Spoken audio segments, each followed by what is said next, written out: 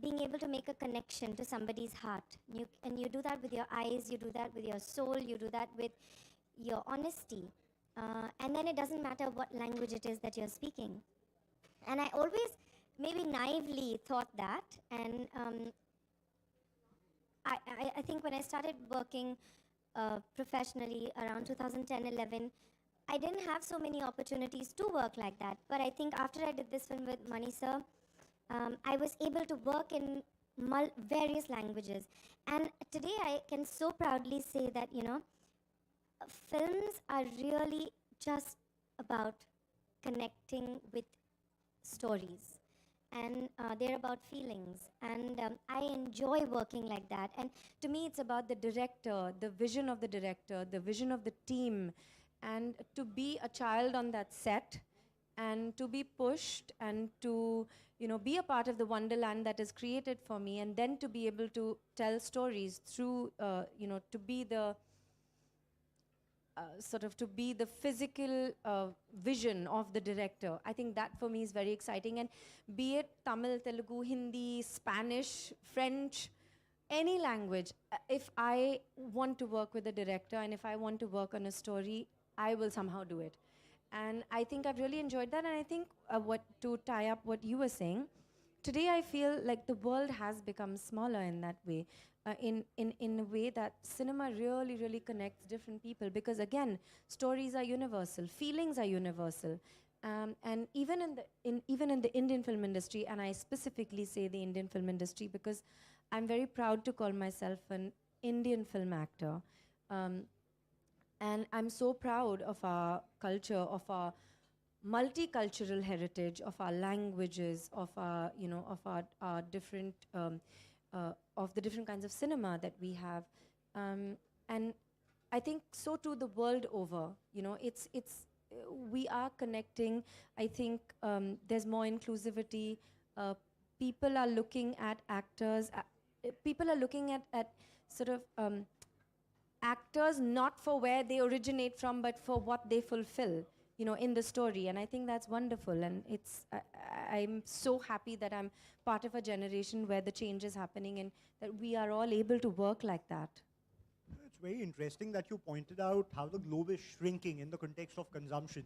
The pandemic, of course, resulted in the advent of streaming platforms accelerating their outreach to the households all over India.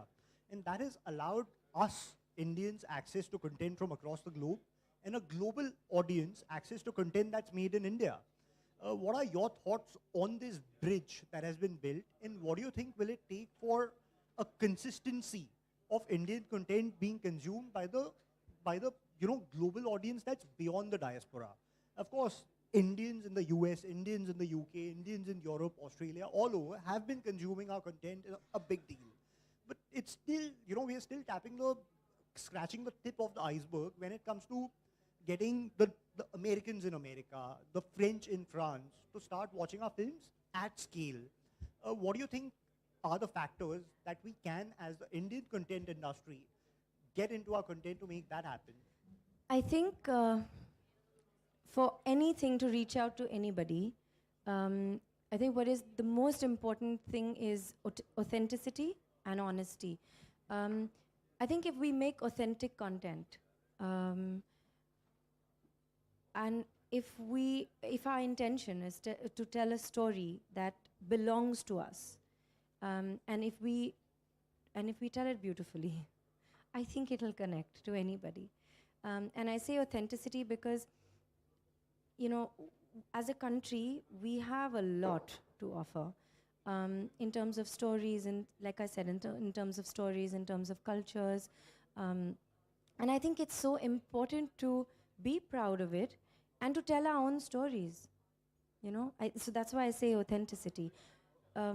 We have a lot of stories to tell, and we have very interesting lives and very interesting traditions and cultures. And I think that's why it's so important for us to be authentic and to be proud of who we are and where we come from. And I think the moment you do that, people see that and they are drawn to it because it's also something that is different for them. But like I said, feelings are universal. So that always connects people. So, Got it. And again, as an actor, of course, you represent the films and the work that you do.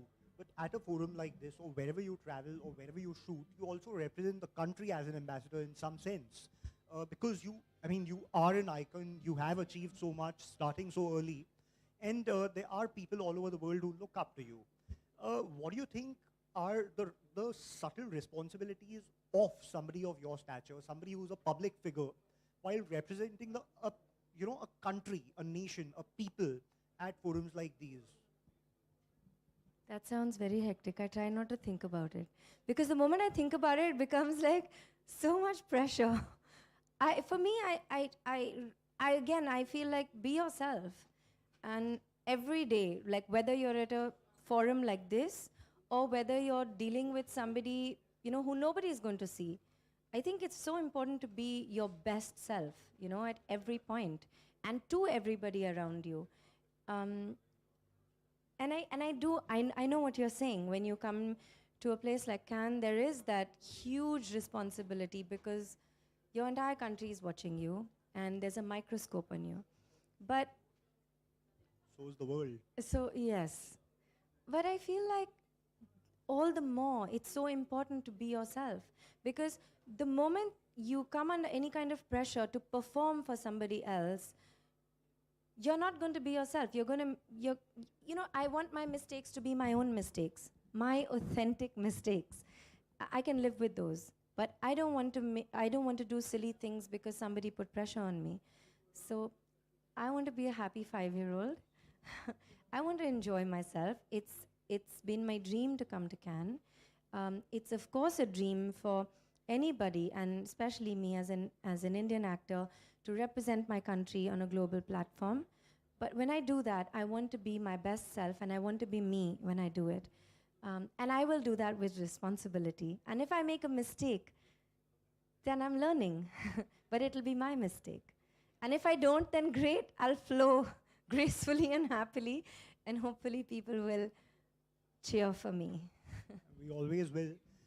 Aditi, one more thing. We've had a few cases now of Indian actors who are working in content that's produced in various parts of the world. Yes. We've seen Dhanush do, a show for the Russo brothers now, which is quite a Yes, big deal. They're the makers of absolutely. Avengers and the Yes. Marvel Universe movies. I think, the fact that India is a 1.4 billion people and a huge market to tap into is something that the entertainment industries across the world notice. What do you think are the possibilities around these kind of collaborations to become more mainstream? We have a Dhanush who's done this. We've had Mr. Om Puri do that once. We've had Mr. Nasruddin Shah do that in A League of Extraordinary Gentlemen. But do you see a scenario where this will become a more mainstream thing, where we will possibly have a Marvel superhero coming out of India? Or we'll have, really mainstream stuff happening very regularly with frequency? I appreciate what you're saying, and I think it is very important for the world to be inclusive and for us to not think of it as, okay, this is an Indian actor and that is a Spanish actor and this is a German director, and it's about talent, right? At the end of the day, it's about actors, it's about directors. It's not about where you're from, and it's not about gender either. Um, so even things like this is a female director. No, it's a director. So in the same way, it's we are all actors and we're all in the same universe, and we're all we're all a part of like beautiful cinema, and we're so lucky to be a part of this magical world of cinema. Very few people get this opportunity. So I do appreciate what you're saying, and I do think that it is something that is going to happen. But at the same time, I think for all of us, it is important to understand that the validation from somewhere else is not what counts. The fact that we're all working together to create great cinema, that is what counts. And I think it's very important for us to be aware of that and to celebrate that. Because cinema in itself is so magical, and we get to create it wherever we get to do it, in whichever language, whichever country, whichever region. And yes, I'm all for inclusivity, having said that. Right. And for the world to expand, and in many ways come closer as well. Yeah. Right. You know, it's very interesting that you spoke of inclusivity. Just to build up further on that, uh, you know, in terms of the choices that are available for consumers to watch, there is a lot of, you know, a lot of content coming to the theaters. There's a lot coming to the streaming platforms. TV is still a big deal with 250 million households still consuming satellite television. As an actor, how do you make your choices around which medium do you want to be a part of? How do you want to balance the kind of content that you choose for any of these specific mediums? Because you've again had that unique distinction of being across. So with your experience there, how do you choose that this is a film that probably makes sense to be a part of because it would go to a platform like this and possibly be consumed in the most optimal way? Okay, so I don't look at it like that.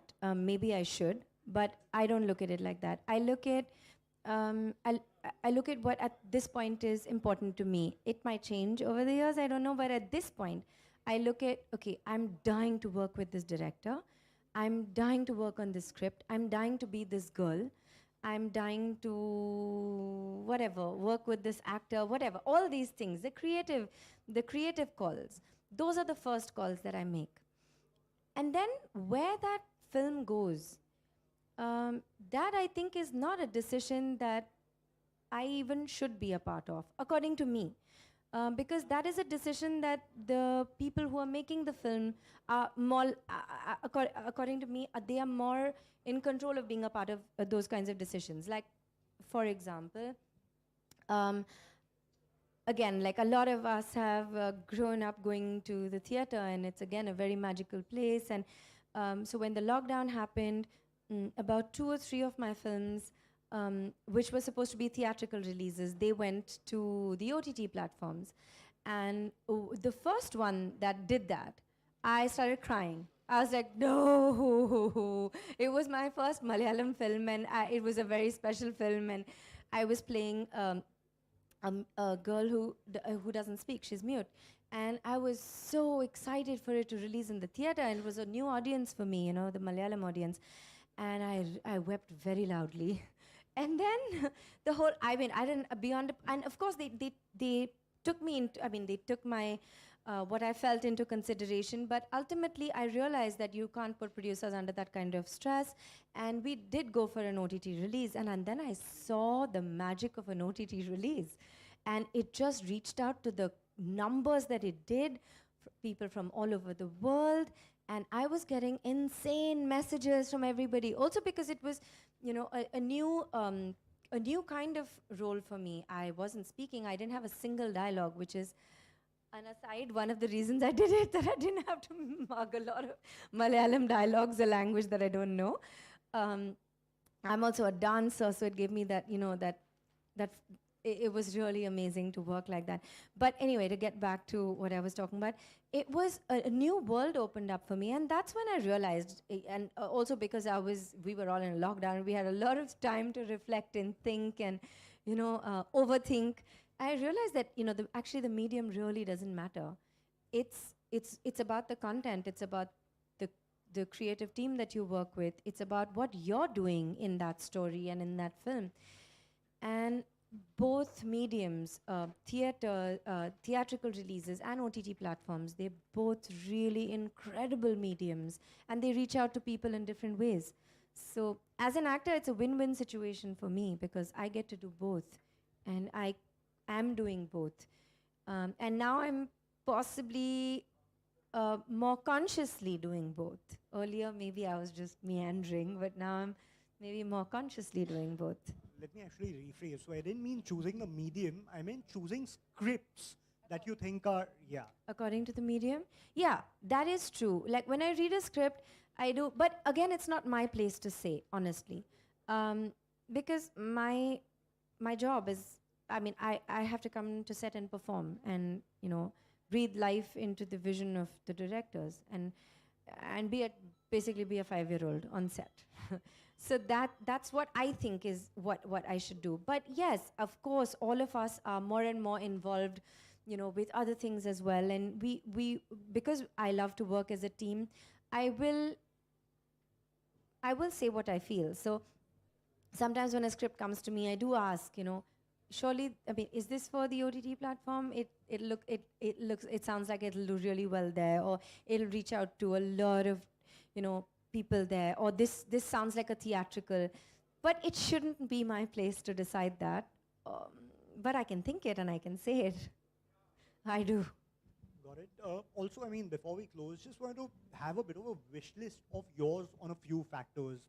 One, since we are talking about taking India to the world, and especially in the 75th year, where our Honorable Prime Minister has spoken about his vision for turning India into the content hub of the world. What do you think does the Indian entertainment industry need to do together as a unit to really turn that vision into a reality? To believe in ourselves and our stories and to be together. We are the Indian film industry. Till today, we hear people saying South actors, South industry, regional films. No, each place in India is a region, each language is important, each actor is important, each talent is important, each story is important. And I think the day that we stand together and we tell stories, authentic, honest stories with the right intention, I think that day will be a very, very, very strong entertainment industry and country, and in every way, not just entertainment, even as people. So I think for us as an industry to stand together, to back talent, to believe in ourselves, I think that's the most important thing. Got it. You've spoken of Mr. Mani Ratnam, so we'll leave him out. But a Why? director, He's my favoritist. But you already work with him. So, So what? director I'll who's work on with the him a wish list. million times. Another director who's on the wish list. Mani sir, always. And the fourth after Mani sir, and Mani sir. Mani sir, again. I'm a Mani sir loyalist. Also, he really, really sort of made me believe that dreams can come true. It's a little girl's dream to do something, and I worked with him and it was a dream come true for me. So he'll always be very important to me. He's a mentor, like a parent. And he might not think I've learned anything, but I feel I learn just by being around him whenever I'm around him. So I long to do films with him all the time. And I also feel like for an actor like me, it's so important to be a 5-year-old on set, to be nurtured, to be given freedom. So Mani sir is very important to me. And then Sanjay Leela Bansali, who I also love a lot. And I enjoy working with him, and he makes incredible, larger than life cinema. I love that. There are a lot of people now. Anyone from outside the country? Since we've had a Dhanush now, and we've had a Priyanka Chopra, who've Okay, so I have a thing about this. Is that it's only when a dream comes true that I talk about it. Till then, I just zip it. Isn't that better? It's also more special. Right. And one more thing. I mean, since you are at Cannes, one film of yours that you think, of course, back in the day, movies didn't travel as widely and as easily as they do now, courtesy the advent of streaming platforms. 3 films of yours that you think deserve to have a global audience. I mean, which had they released today, you would have liked to see them make a splash across the world. Whoa. Okay, let me try. One was one of the first films I did. It was called Ye Sali Zindagi by Sudhir Mishra. I think that was a really cool film. And what they say, ahead of its time. Then Mani sir's Katravelli Day. I had one, I had an English producer, a British producer, saw that film recently, and he cried and he cried and he cried, and then he called me and said, "I'm still crying." And I was like, oh, I don't know whether to be happy or sad. And he said, "Why don't we make films like this anymore?" So that made me very happy. So Mani sir's Katravelli Day. And I think another film that I love very much, and it's a very beautiful, poignant film, is Sufiyum Sajatiyum. Is a Malayalam film that I did. Very poignant, very, very sensitive, very beautiful. Yeah, these 3. I'm sure there are some more also, but I can't remember. Quite a few. But you know, Oh, there's a film called Psycho by Mishkin, who's also quite an incredible director, and that, yeah, that's also a very interesting film, and that I think could be appreciated by people from different countries. Yeah. got it. And we're here, you know, we have the Indian delegation, and it's quite a representation of India at Cannes this year, whether it's the talent from, you know, that's on screen, the talent behind the camera, people from the business side, and you have quite an audience that's listening to you, not just here, but also live through the recording. Uh, from a global forum like this, as somebody representing the Indian entertainment industry, your message to every Indian who is here at Cannes about, you know, what's our responsibility together as a unit, like you said? What are we meant to do, and what do you think should we be doing at a forum like this to make, you know, India proud in its 75th year? I think again I'll be repeating myself, but I will repeat myself because I do believe it, and I think it's very important to say this. I think is to represent India for how beautiful, expansive, rich, and diverse, to represent India in the best possible way. And also, like I said, to believe in ourselves, to be authentic, to tell honest stories, and to stand together. And really, it is about belief. You know, it is about believing in ourselves, our talent, our country, our stories, our diversity. Yeah, and I think nothing can stop you when you do that. So I tell myself that too, you know. So that's all I would say. I don't want to give a message or a sermon. This is something I just tell myself, and something that I feel is very important. Super, thank you. Those were lovely answers. Extremely proud, like I said, and I speak on behalf of all the Indians here to have you over, to have you at the India Pavilion, to grace this lovely occasion, and to be at this place which truly is the home for all Indians in Cannes, in the true sense. So thank you, Aditi, for your words. Thank you for the insights. Thank you for being here, and have a great trip, and have a great time at Cannes. Thank you, Akshay. Thank you so much. Thank you. Thank you guys for being a lovely audience. I'm Thank currently you. nervous that I'm not nervous about walking the red carpet. I'm like, why am I not nervous? Shouldn't be.